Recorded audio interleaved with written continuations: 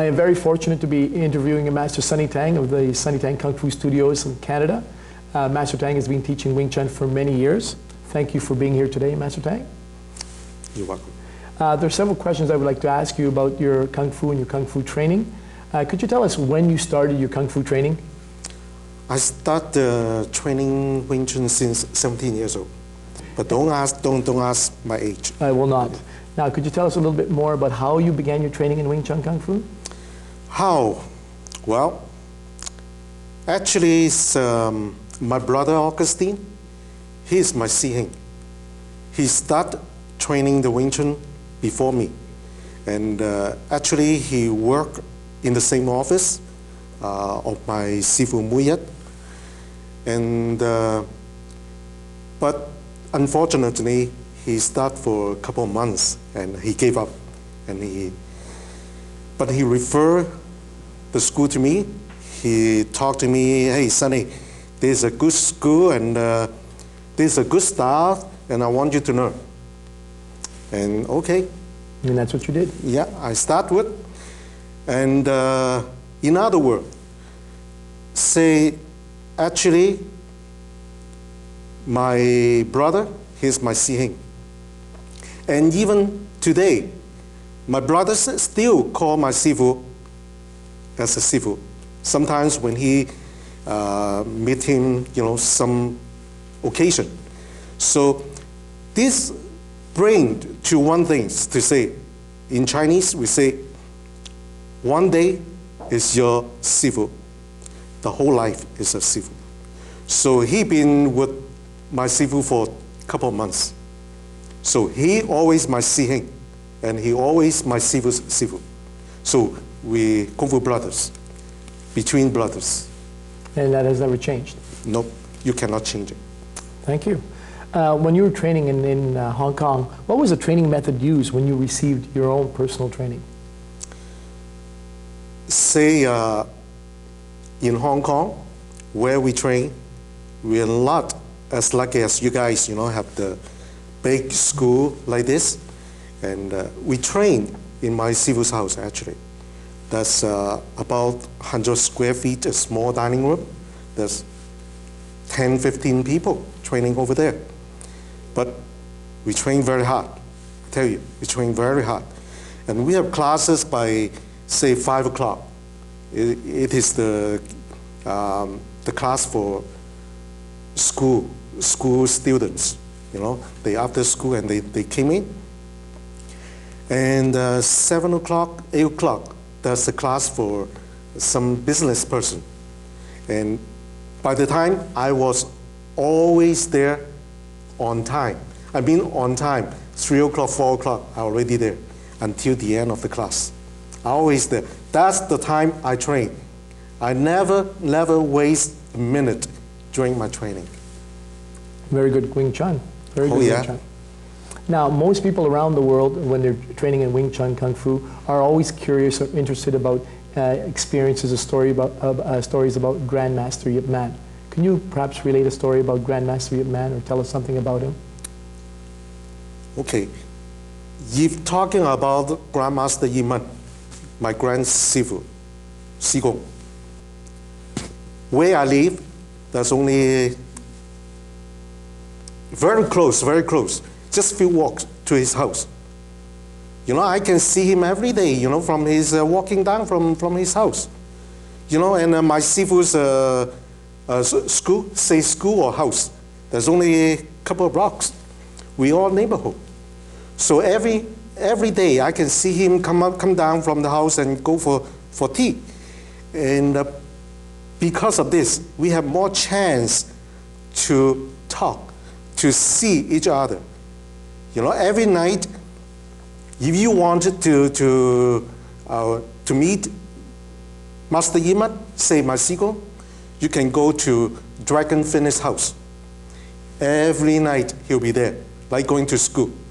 Okay? If he's absent in that evening, something wrong. Maybe he's sick or something. Every night he will be there. So anyone you want to see him by 8 o'clock, 9 o'clock, or 10 o'clock, something like that, You go over there, you'll see him. There's only a few blocks from us. So we have more chance to see him.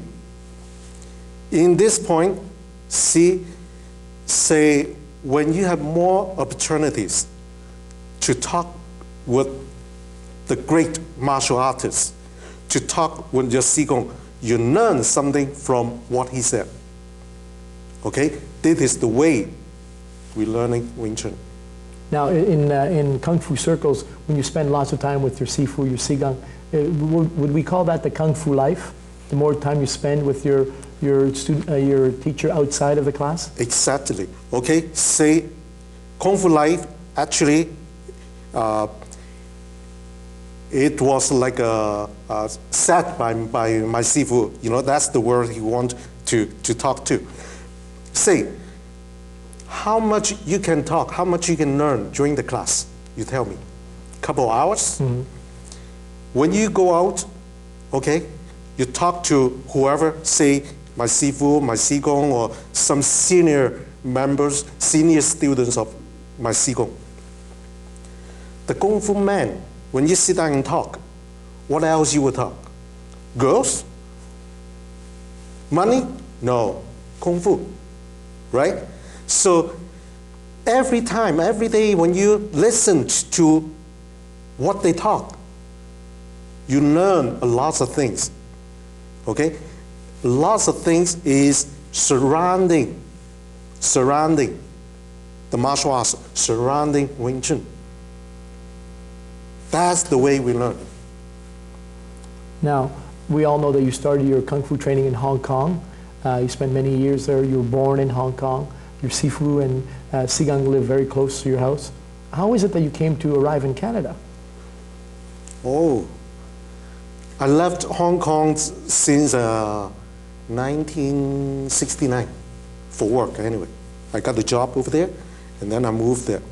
And since I arrived to England, and people knew I do Wing Chun, I do Kung Fu anyway. So I have some students from where I work, okay?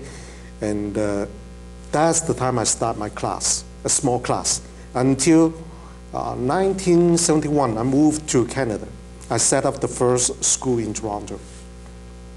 Very interesting. Now, as you know, we're doing a video or CD-ROM on Siu Nim Tau. What do you see as very important when training your Siu Nim Tau? What would you consider an important point of Siu Nim Tau? Doing the Siu Nim Tau actually is say all the martial arts, okay? The first thing you have to do is to learn relaxation. This is why you do the Siu Nim Tau. Also, in the Siu Nim Tau, you learn little idea. That's the name, exactly what you're doing, right? You get some idea, you learn some idea, you learn the technique, you improve it yourself. It is not the form you're doing, and then your Sifu or your instructor can tell you what to do. You have to find out how to improve yourself from the form, from the Siu Nim Tau. Like, say, driving a vehicle. Okay, today you got the license to drive. Okay, since you got the license, you got 3 years experience in driving. You drive every day. Your driving skill will be moving up. That's what you're doing with the Siu Nim Tau. Okay, you do it every day. You improve your idea. You learn from what you're doing in the form. You're not telling people how to improve myself. You're telling yourself you are improving. That's what you're doing with the Siu Nim Tau. Therefore, in Siu Nim Tau training, would you say the student is responsible for his or her own training? Exactly. Nobody can fix your Siu Nim Tau. How good? Smart enough, you can learn the form in just half an hour. But it doesn't mean you're very good. But you can do it. Because you need something, you just need the license. Okay, this is my driving license. This is my learning license. I already learned the Siu Nim Tau. Then I have to improve my Kung Fu from the Siu Nim Tau. this is my disk, like a computer disk. Okay? Then I can practice. I can think what I learned. I can think from how the move from the Siu Nim Tau. What's the idea is when you moving your Siu Nim Tau move. That's the way to learn Wing Chun. I'm sure that will clarify a lot for people who are just interested in Wing Chun Kung Fu. Thank you again. When you think about the Wing Chun training itself, you've done it for so many years. What personally has Wing Chun Kung Fu done for you in your life? How has it changed or made a difference in your life? Well, confidence. Okay? When you have Kung Fu, I should say Wing Chun. When you have good Kung Fu, good Wing Chun, you have better confidence. Because first thing you learn the thing, you learn the style, you learn the Wing Chun, you have to realize this is a good style I want to learn. So it brings back to how I start with Wing Chun. The first week, I already set out the goal. I realized this is a good style. Tomorrow, one day, I will come out to teach Wing Chun. This is my career. Because this is good. First thing, you already set up the confidence for yourself. You know? I feel nothing is better than this. Very straightforward then. Absolutely. Okay. Now, we've asked many questions about Wing Chun Kung Fu. We've talked about a little bit about Grandmaster Yip Man. We talked about your experiences in Hong Kong. When you doing the Wing Chun in Canada with your students in Toronto, what has given you a lot of pleasure from your training? What do you see as enriching or making your life better when you see your students doing so well? Well, doing the Kung Fu like a family. So we call the Sifu as a Sifu like a father, you know. Classmate in the school is like brothers, you know. We call Si Heng Si Dai, that's why, right? So it means Kung Fu brothers. So this is like a family, you know. So my own is when I see students doing good, they open up the school, they have good students, they teach good, I feel good. One thing is that I always believe I like my student better than me.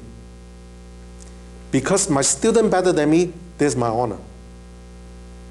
Okay? My job is I try to teach you as much as I can have. But it is not that point. That's all it is. There's more. You can improve yourself. You might have better brain than I do, right? You can do more better. You can think more better. But if you're good, this is my honor.